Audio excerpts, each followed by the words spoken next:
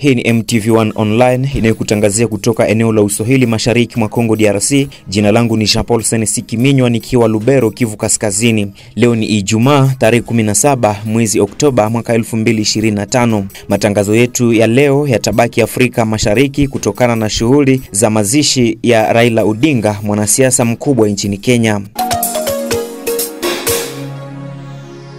Kama vile nilivyokudokeza ni kwamba maelfu ya wananchi wa Kenya na kutoka mataifa mengineyo ya Afrika na Afrika Mashariki leo wameshiriki misa ya kumuaga Raila Odinga. Odinga ni mwanasiasa mkongwe na maarufu nchini Kenya. Maelfu ya Wakenya wamesikitishwa na kifo chake.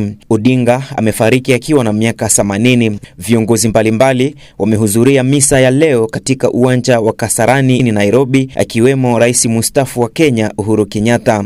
Kwa njia ya simu Oster Malivika amezungumza naye Dennis Chisaka akiwa mjini Nairobi kwenye hafla hiyo katika uwanja wa kandanda wa Kasarani. Kwamba baada ya hotuba ambazo zimetolewa sasa ni baada ya misa kufanywa kumwenzi hayati aliyekuwa waziri mkuu wa Kenya Raila Odinga. Kile kinachoendelea ni kwamba wananchi wamepewa fursa ya kutazama mwili huo kwa mara nyingine tena baada ya kufanya hivyo hapo jana katika uwanja wa Kasarani. Leo katika uwanja wa Nyayo wamepewa tena fursa ya kutazama. Sasa hivi foleni zinaendelea kupangwa ili wananchi wapewe hiyo nafasi ya kutazama mwili wa aliyekuwa waziri mkuu na kiongozi wa upinzani, lakini pia kiongozi wa chama cha ODM Raila Odinga.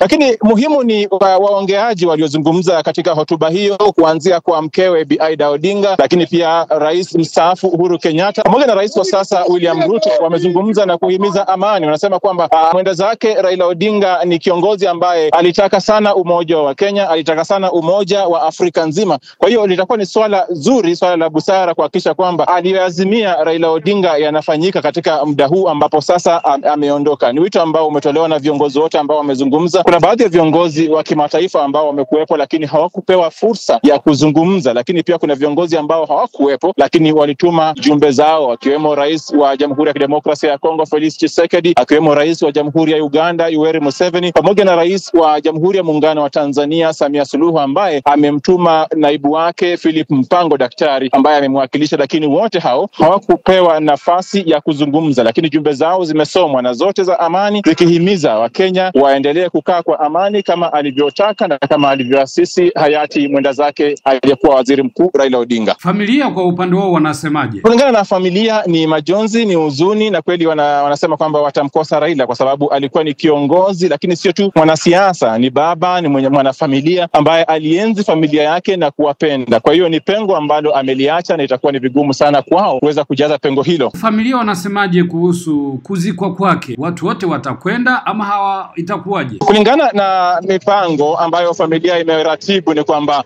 wangependa mazishi haya katika safari yake ya mwisho yawe ni mazishi ya faraga. Kwa hiyo kulingana na msemaji wa familia hiyo ambaye pia ni seneta wa kaunti ya Siaya na ndugu yake mkubwa Raila Odinga, amesema kwamba wangependa mazishi hayo yawe ya faraga, yani the burial, lakini ni swala ambalo bado linazungumziwa. Raila ni mtu ambaye alikuwa ni kiongozi, ni mtu wa watu. Kwa hiyo huenda misa nyingine ikafanywa nyumbani kwake Siaya kabla ya mazishi kufanyika.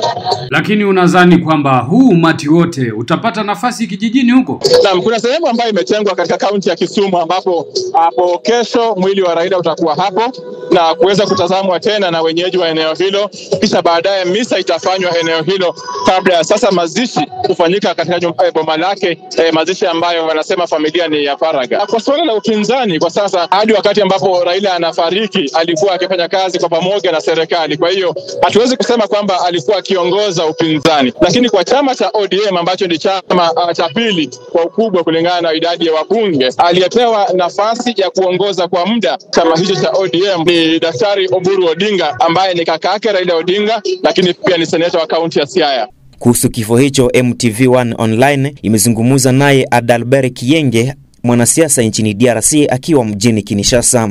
Ana journalist, mimi kwanza asante kwa swali lako, lakini mimi napata kwa occasion hii kupitia mikro yenye unanipatia kupatia pole watu wa Kenya wote wenye wanampoteza mtu mkubwa sana, mtu mwenye alipigania demokrasia, mtu mwenye alipigania uhuru, mtu alipigania bien-être ya raia wa nchi yake.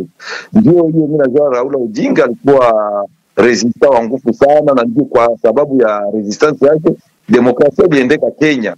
Mimi nawaza kama tumempoteza mtu mkubwa sana katika Afrika, katika dunia nzima mwenye kupigania demokrasia na mwenye kupigania uhuru ya taifa lake. Adalbert Kienge, nini umeriti kwa Raila Odinga? Mimi nimeriti kwa Raila Odinga resistance. Unaona, kwa sababu nilifanya siku mingi ndani ya upinzani, lakini sikuteseka sana, sikupigania kuchukua franga ya rushwa. Nilikuwa mimi naona tu avenir ya nchi yetu. Na ndio maana naona mimi naendelea kuhukumu kila mara wale wenye wanashika silaha kwa kutafuta pouvoir, na ningewaalika wakosa wasiri tuko tunaishi sawa watu wengine wote kawaida, tunaishi ndani ya nchi yetu, kupenda nchi, tungetumikisha hiyo mambo ya usalama, opposition pacifique, kukamata nchi. Hiyo ndio ninariti kwa Raila Odinga, kwa sababu yeye anataka kuchukua silaha ya nchi yake, lakini alionyesha population mateso yao inatoka wapi, na wote walisimama nyuma yake na walipigania nani yake yao. Pengine Wakongo wanaweza kuriti nini kwa Odinga, hasa wanasiasa? Wakongo wote mimi nataka kuambia hivi, hata wale wenye wako wanakamata silaha kwa kukamata pouvoir, wajue kama kila kitu kina mwanzo kina mwisho, na hiyo ni somo. Raila Odinga alikuwa mtu mkubwa sana huku Kenya, ni alipigania demokrasia, sasa leo amekufa. Nao wajue kama siku moja wataweza kufa, na inaomba wakufe vizuri. Sangizi yeye watu wote wanamulia kwa kuwa alipenda nchi yake, hapana watu wengi kufurahia nchi, kubrade nchi yao, wana sacrifice nchi yao kwa sababu ya nchi jirani, nchi za Rwanda na nchi zingine, wanatukana kila mara serikali yao. Ni sherti mimi nataka kuita kama vile somo yenye tungepata pale, wapinzani wa Kongo wangelifanya heri kujiunga basi moya, wapinge pouvoir ya leo kwa ndani, hapana kwenda kufanya mambo nje na kila mara kukomplote kukamata silaha kwa ajili ya nchi yao. Hiyo ndio wangefanya tu. Raila Odinga kukimbia Kenya, alifanya yote pale Kenya, na mwisho demokrasia ilibaki Kenya na imebaki ndani ya raia wakule, wanajua kama wanapaswa kupigania haki yao. Ukiangalia Kongo imekosa upinzani sana. Upinzani ya kweli, sio tu upinzani kwa upinzani, lakini upinzani kwa ajili ya demokrasia. Raila Odinga alikuwa upinzani wa kweli, ni mfano kati ya wengine, ni mfano ya upinzani katika Afrika.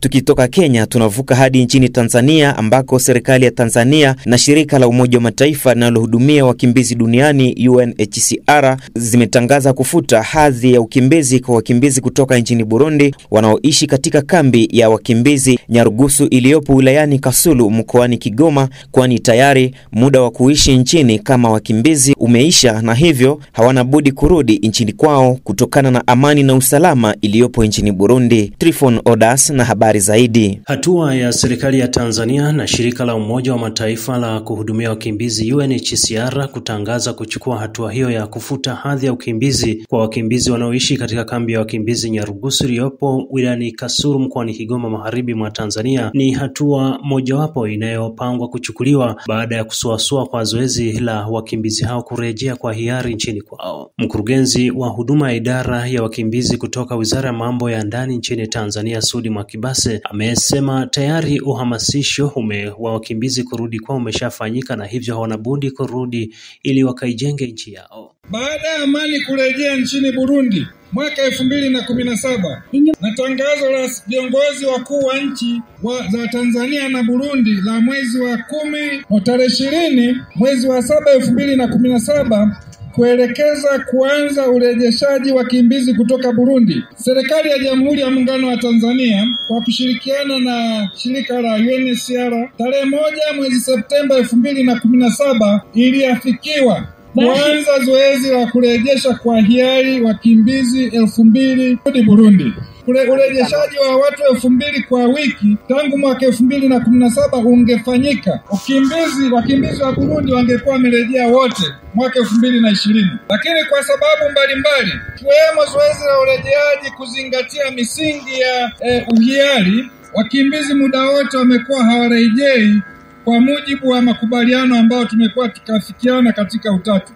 Sababu zingine ambazo zimefanya zoezi liwe la kurejea, liwe la kusuasua ni kutokana na sababu zinazotolewa na wakimbizi wenyewe, lakini wakati mwingine wale wanufaika wa migogoro na hifadhi za ukimbizi pia. Tumekuwa tukirejesha wakimbizi katika utaratibu ambao wanarejea pale wanapojisikia wao. Baada ya serikali kuona zoezi la kurejea limekuwa la kusuasua sana, mwaka 2022 tuliendesha zoezi la kufanya la majaribio. Kwa kipindi hicho tulihoji kaya 27% ya kaya za wakimbizi waliopo kambi ya Nduta na kambi ya Nyarugusu. Lakini pia vijana kuanzia miaka 18 kushuka chini, zaidi ya 70% wameendelea kuumia kwa sababu ya wazazi wao kutokuamua kurejea. Naye mkuu wa mkoa wa Kigoma Balozi Simon Siro amesema tayari wakimbizi hao wamekwisha patiwa ujuzi mbalimbali kwa ajili ya kufanya shughuli za kujikimu kimaisha, na hivyo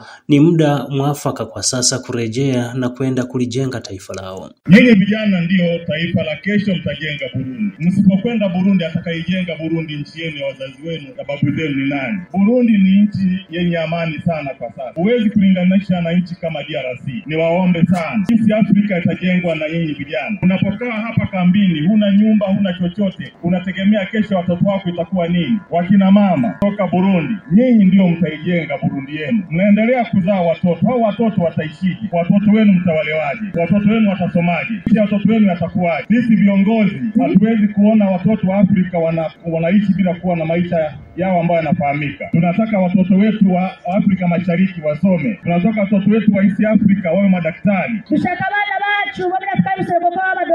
Tunataka watoto wetu wawe marubani. Ni vizuri tukarudi nyumbani kwetu. Nazungumzia wazee kama mimi. Tutakaa huku mpaka lini? Makaburi ya wazazi wetu tumeyaacha Burundi. Niwaombe sana wazee, turudi nyumbani. Ni wakati wetu sasa wa Afrika kujenga Afrika yetu. Kwa hiyo kama kamati ya mahojiano ilivyosema na ushauri walioshauri, mkuu wa mkoa, kazi yangu ni kusimamia ili kesho na kesho kutwa hii kambi tuweke idara nyingine zifanye kazi zao. Kwa upande wake, mwakilishi mkazi wa shirika la Umoja wa Mataifa la kuhudumia wakimbizi UNHCR Barbara Dose amesema, I say that because refugee status is meant to be temporary. Ndikuvuga nkuko kubera ubuhunzi ni kintu cy'umwanya muto. It's a temporary status meant to protect us refugees from danger. Ni kintu cy'umwanya muto cyashizwe kugira ngo kidukingire impunzi kuva mu ngorane. Once this danger is over, ariko rero ingorane imaze guhera, every refugee deserves the right to regain one's nationality.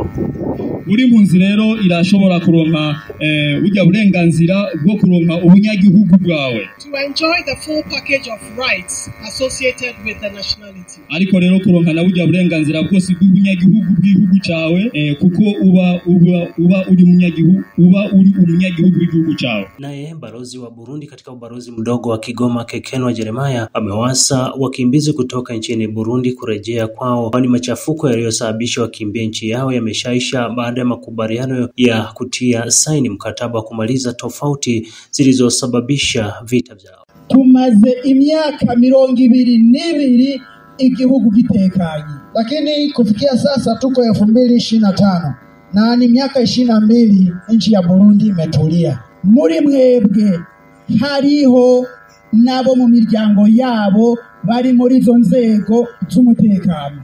Ndani yenu kuna baadhi ya viongozi ambao wako kwenye ngazi za usalama, ambao ni familia zenu wako kwenye ngazi tofauti za usalama na uongozi Burundi. None ubwo bwoba nuvuga ngo bamwe barafise gusubira i Burundi buhagaze hehe? Je, uoga huo kwamba wengine hawawezi kurudi Burundi, na wakati familia zenu wengine ni viongozi, wengine wako kwenye vyombo vya usalama, ni uoga ambao uko kwenye unatokana na nini? Kuva abantu bahunze mu mwaka wa 1993 nta muntu numwe itongo ryiwe, inzu yiwe itakihari. Waliokimbia 1993 hakuna mtu hata mmoja ardhi yake au nyumba yake ambavyo vimechukuliwa, bado vipo. Kutoka katika kambi ya wakimbizi iliyopo hapa wilayani Kasulu mkoani Kigoma magharibi mwa Tanzania, mimi ni Tryphon Odas na hii ni MTV1 Online. Ni hayo kwa siku ya leo. Karibu na tuwatakie weekend njema nyote mliojiunga nasi njiani mwa anga, na pole kwa Wakenya kumpoteza mwanasiasa Raila Odinga.